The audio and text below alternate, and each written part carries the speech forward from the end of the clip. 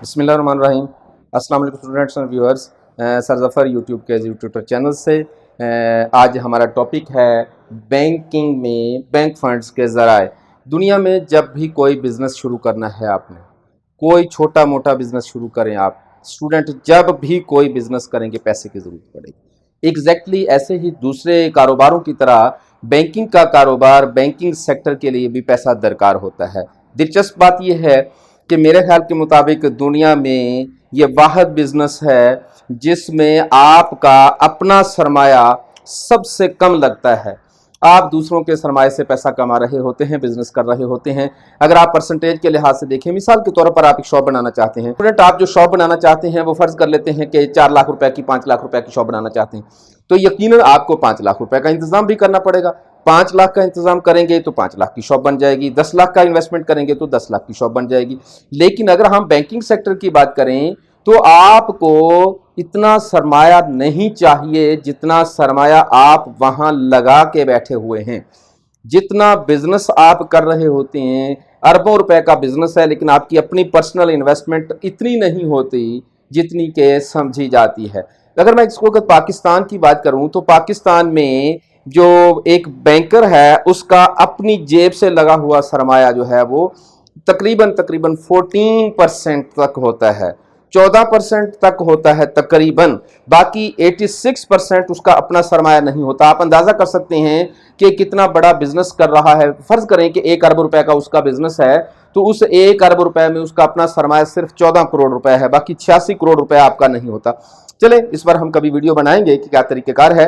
तो हम आज देखते हैं कि एक बैंकर को बैंक बनाते वक्त, एक बैंकर को अपना बिजनेस चलाते वक्त, एक बैंकर को अपना बिजनेस डेवलप करते वक्त पैसा हासिल करने के कौन कौन से जराए अवेलेबल होते हैं। नंबर 1 है हमारे पास सरमाया, नंबर 2 है अमानतें जिसको आप डिपॉजिट कहते हैं, नंबर 3 है फेडरल फंड परचेज, ये नई बात होगी आपके लिए, और नंबर नेक्स्ट पर है हमारे पास कर्जा जात बोरोइंग। तो स्टूडेंट एक बैंकर को जो पैसा अवेलेबल है उसकी पहली जो बड़ी सोर्स है वो कैपिटल है। अब एक बैंकर को अपनी जेब से जो पैसा लगाना पड़ेगा उसे हम कैपिटल का नाम देते हैं। आप ये सरमाया वो पर्सनल जो अपने ताल्लुकात इस्तेमाल करते हुए बैंक से भी ले सकता है, दोस्तों से भी ले सकता है, रिश्तेदारों से भी ले सकता है, उसके पास अपना मौजूद है सरमाया वो भी ले सकता है। मुख्तसर बात यह है कि जो पैसा एक बैंकर अपनी जिम्मेदारी पर अपनी जेब से लगाएगा, अपने घर से लगाएगा, उस पैसे को हम कैपिटल कहते हैं।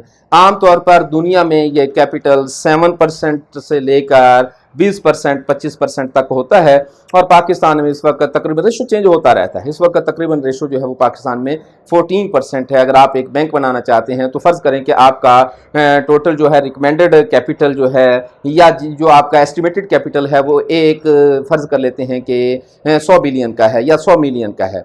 अगर 100 मिलियन का सरमायाकारी आप करना चाहते हैं बैंकिंग में, तो उसमें से 14 मिलियन आप कम अज़ कम अपनी जेब से शो करेंगे, दिखाएंगे, लगाएंगे।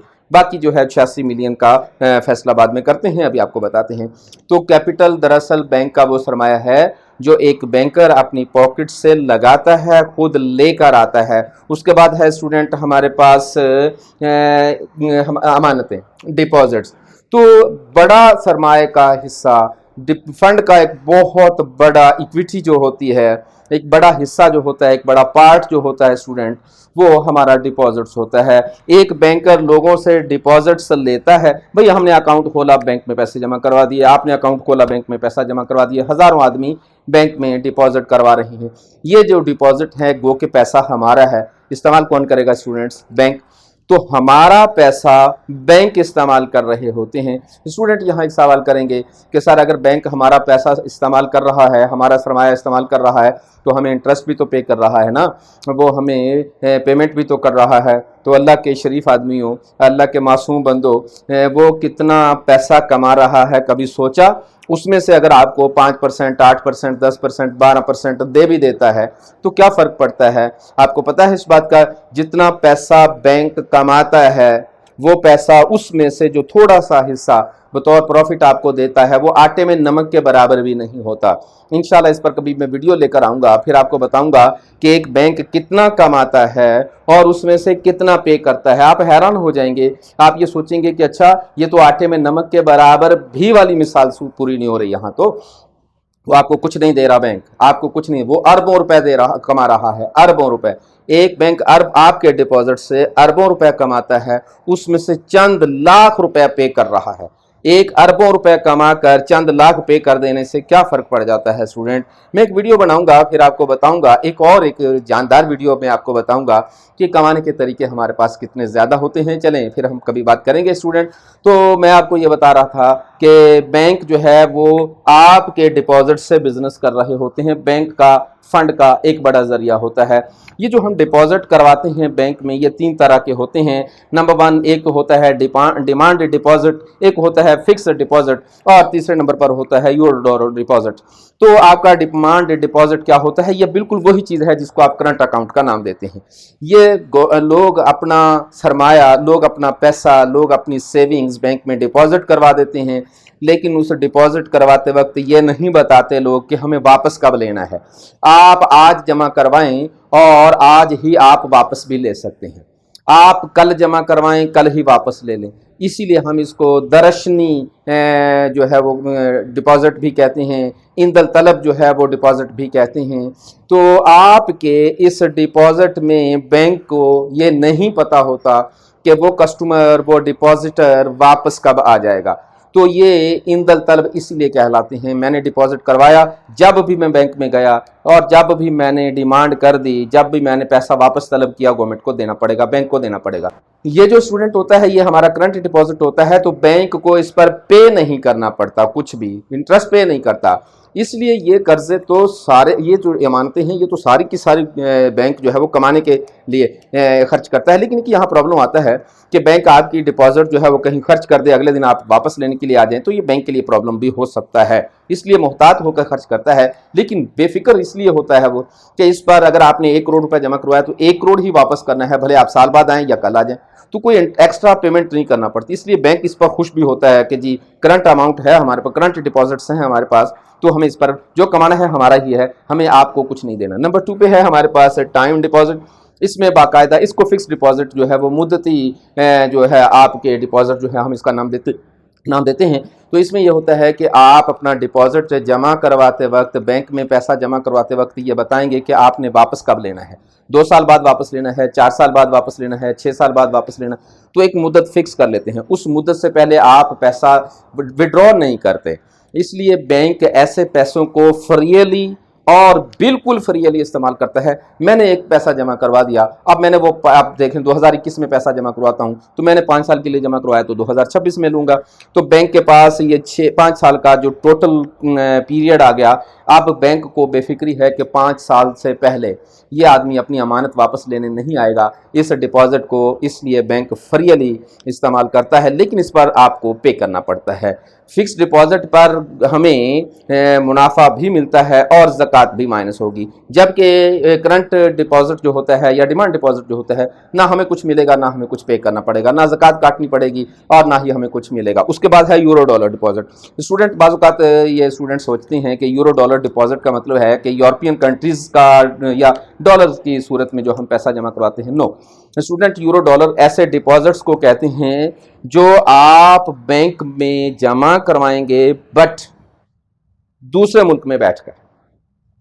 हम पाकिस्तान में खड़े हैं, आपका अकाउंट पाकिस्तान में हो सकता है और आप इस वक्त बरतानिया में बैठे हुए हैं, फर्ज कर लेते हैं।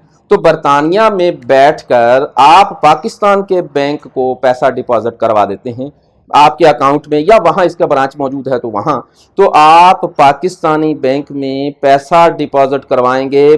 बट इस वक्त जब आप पैसा डिपॉजिट करवा रहे हैं पाकिस्तान में नहीं है, दूसरे मुल्क में बैठे हुए पैसा डिपॉजिट करवा रही हैं। ये जो दूसरे मुल्क में बैठकर आप पैसा डिपॉजिट करवाते हैं, इस पैसे को, इस डिपॉजिट को यूरो डॉलर डिपॉजिट का नाम देते हैं। अच्छा, अब ये सवाल ये पैदा होता है कि क्या वहाँ डॉलर में ही जमा करवाना पड़ेगा? नो। अगर आप बरतानिया में बैठे हैं और पाकिस्तान के बैंक में पैसा डिपॉजिट करवा रहे हैं डॉलर की शक्ल में, इसको यूरो डॉलर कहेंगे। वहाँ बैठे हुए पैसा पाकिस्तानी बैंक में जमा करवा रही हैं येन की सूरत में, इसे यूरो डॉलर कहेंगे। पाउंड की सूरत में, इसे यूरो डॉलर कहेंगे। रूपी की सूरत में जमा करवा दें वहाँ बैठकर, इसे भी यूरो डॉलर कहेंगे। तो इसका मतलब है कि यूरो डॉलर कोई करेंसी का नाम नहीं है, बल्कि यूरो डॉलर हम प्लेस की वजह से कहते हैं। मुल्क से बाहर चले गए, वहां बैठकर आप मुल्क के बैंक में डिपॉजिट करवा रही हैं, बैठे हुए हैं किसी और मुल्क में डिपॉजिट करवा रही हैं हम इस मुल्क में, तो इस डिपॉजिट को यूरो डॉलर डिपॉजिट कहते हैं। भले करेंसी कोई भी हो, डॉलर हो, रूपी हो, कुछ भी हो, हम इसको यूरो डॉलर का नाम देते हैं। नंबर 3 पे चलते हैं स्टूडेंट, फेडरल फंड परचेज। बैंकों के पास पैसा हासिल करने का एक बहुत खूबसूरत जरिया है फेडरल फंड परचेज। इसको थोड़ा सा हम समझने की कोशिश करते हैं कि आपको मैंने एक वीडियो में बताया था कि जब भी बैंक आप बनाएंगे तो उस बैंक के कैपिटल का, डिपॉजिट का कुछ परसेंट आपको स्टेट बैंक ऑफ पाकिस्तान या मरकजी बैंक ऑफ द कंट्री के पास बतौर जमानत रखवाना पड़ता है, जिसे हम रिजर्व फंड का नाम देते हैं। मेरी वो वीडियो ज़रूर देख लीजिएगा। तो मैं उस वीडियो में ये बता रहा था कि फ़र्ज़ करें कि पाकिस्तान में 10% जो है वो फ़र्ज़ कर लेते हैं हम, जो आपको रिजर्व फंड के तौर पर पैसा मरकजी बैंक में जमा करवाना पड़ता है। तो आपका बैंक ये है और मेरा बैंक ये है, तो इस बैंक ने भी अपना 10% स्टेट बैंक ऑफ पाकिस्तान को जमा करवा दिया, इसने भी जमा करवा दिया। तो 10% की तो जिम्मेदारी है ना मेरी और आपकी सबकी। अब कभी कभी अच्छा, इस 10% को जो आप स्टेट बैंक में या मरकजी बैंक में जमा करवाएंगे तो ये जमानत है, इस पर आपको कोई इंटरेस्ट नहीं मिलता, उस बैंक को कोई फायदा नहीं मिलता। भाई मैं कहता हूं कि हमारे पास 2 बैंक हैं, एक बैंक का नाम है ए, एक बैंक का नाम है बी। तो ये ए बैंक जो है ये भी अपना 10% एसपीपी के पास जमा करवाएगा, बी बैंक भी अपना टोटल डिपॉजिट का, टोटल कैपिटल का 10% एसपीपी के पास जमा करवाएगा। अब इस पर कुछ मिलेगा नहीं आपको। अब किसी वक्त हमारे इस बैंक के पास पैसा ज्यादा आ गया, इस बैंक के पास, तो इस बैंक ने 10% तो जमा करवाया ही करवाया है, तो ये थोड़ा सा पैसा और जमा करवा लेता है। मसलन फर्ज कर लेते हैं कि 2 मिलियन और जमा करवा दिया इसने, 2 मिलियन इसने और पैसा जमा करवा दिया। ये अब ये जो एक्स्ट्रा पैसा जमा करवाएगा 2 मिलियन, क्योंकि ये तो कानूनी पाबंदी से हटकर है ना, जो आप पर पाबंदी थी उससे ज्यादा है ना, इसलिए इस पर आपको इंटरेस्ट मिलेगा, इस पर आपको मुनाफा मिलेगा। अब इसका तो पैसा फालतू जमा है स्टेट बैंक में 2 मिलियन, और इसको इसका इंटरेस्ट मिल रहा है। अब फर्ज कर लेते हैं ये 3% पर या 4% पर मुनाफा मिल रहा है और ये जमा करवा देता है। अगर किसी वक्त ए बैंक का डिपॉजिट 10% से कम हो जाता है, जो कि इसे जमा करवाना था, इसने कर्जा ले लिया या कोई भी वजह बन गई, पैसा इसने विड्रॉ करने की कोशिश की, विड्रॉ हो गया, अब ये अंडर एस्टिमेट जाएगा, अब इसको जमा करवाने की जो पाबंदी है उसके ये कम सतह पर चला जाएगा, तो इसको थोड़ी सी प्रॉब्लम्स भी आएंगी। अब अगर हमारा ये बैंक इस बैंक से रिक्वेस्ट करता है कि भाई आपका 2 मिलियन जो एसबीपी के पास पड़ा हुआ है वो 2 मिलियन मुझे ट्रांसफर कर दें, जो आपको वहां मुनाफा मिल रहा है मुझसे वो मुनाफा ले लें या उससे ज्यादा ले लें, तो अगर ये बैंक मान जाता है कि मैं अपना 2 मिलियन स्टेट बैंक से निकाल कर आपके अकाउंट में डाल देता हूं, वहां से जो मुनाफा मिल रहा था वो आप मुझे दे दें या उससे ज्यादा, जो भी एग्रीमेंट होगा, तो फिर ये पैसा इसका इस बैंक से निकलकर इस बैंक के अकाउंट में चला जाएगा। इस प्रोसेस को हम कहते हैं फेडरल फंड परचेज। तो बैंकों के पास ये ऑप्शन भी मौजूद होता है कि अगर किसी वक्त उनको बैंकों को पैसे की ज़्यादा ज़रूरत पड़ गई तो फिर वो अपना दूसरे बैंक का डिपॉजिट जो कि मरकजी बैंक में जमा है उसे भी अपने अकाउंट में ट्रांसफ़र कर सकता है। इसके बदले में जो वहाँ पे कर रहा था जो वहाँ उसे वसूली हो रही थी इंटरेस्ट की सूरत में, तो ये बैंक वसूली उसको पे कर देगा। तो इसको हम कहते हैं फेडरल फंड परचेजिंग। उसके बाद एक और ऑप्शन है बैंकों के पास फंड हासिल करने का, वो है बोरोइंग। सिंपल सा काम है कि जिस तरह आप कर्जा ले सकते हैं, एक बैंक को भी कर्जा लेने की जो राइट हासिल होता है, तो बैंक कहाँ से कर्जा लेगा, या तो सेंट्रल बैंक से कर्जा लेगा एक बैंक, या फिर जो है वो बॉन्ड जारी कर देगा। फेडरल जो आपका सेंट्रल बैंक से कर्जा, तो सिंपल सा बात है कि आप चूंकि कमर्शियल बैंक हैं या रजिस्टर्ड बैंक हैं या फिर स्केड्यूल्ड बैंक हैं या फिर शेड्यूल्ड बैंक हैं, तो मरकज़ी बैंक आपको फैसिलिटेट करता है कि बवक्त ज़रूरत आपको कर्जा दे सकते हैं, देते भी हैं। आप सेंट्रल बैंक से कर्जा ले सकते हैं, अगर भी ज़रूरत पड़ गई तो आप वहाँ से भी फंड्स हासिल कर सकते हैं। उसके बाद है इशुएंस ऑफ प्राइस बॉन्ड। तो बैंकों को ये अथॉरिटी भी हासिल होती है कि कर्जा हासिल करने के लिए वो प्राइस बॉन्ड प्रिंट करें और लोगों को बांट दें, लोगों को ख़रीदारी के लिए पेश कर दें। ख्याल रखिएगा कि ये इजाज़त पाकिस्तान के कमर्शियल बैंक्स को नहीं है, अमेरिका के कमर्शियल बैंक्स को ये इजाज़त है कि वो अपने प्राइस बॉन्ड प्रिंट करें और प्राइस बॉन्ड बेच दें। आप देखें कि अगर आपने फ़र्ज़ कर लेते हैं 1500 रुपये का एक प्राइस बॉन्ड ख़रीदा, तो आपने वो 1500 रुपया बैंक को दे दिया ना, प्राइस बॉन्ड जो कि कागज़ का एक पुर्जा है, नोट तो नहीं है ना, गो के नियर मनी है ये, लेकिन एक्चुअल मनी तो नहीं है ना। वो आपने 1500 रुपये का प्राइस बॉन्ड जेब में डाल लिया और 1500 रुपये का ये जो है प्राइस बॉन्ड आपने खरीद कर 1500 रुपये का कर्जा बैंक को दे दिया। तो यूं बैंक प्राइस बॉन्ड प्रिंट करके आवाम में फेंक देगी और वहां से जो पैसा आएगा उसके बदले में ये उसकी बोरोइंग हो जाएगी, ये उसका कर्जा हो जाएगा। तो आहिस्ता आहिस्ता ये वापस कर देंगे। प्राइस बॉन्ड एक खास मुद्दत के लिए जारी किए जाते हैं, इस पर भी हम इंशाल्लाह वीडियो बनाएंगे कभी। तो प्राइस बॉन्ड जो है वो 5 साल के लिए, 10 साल के लिए, 20 साल के लिए जारी किए जाते हैं।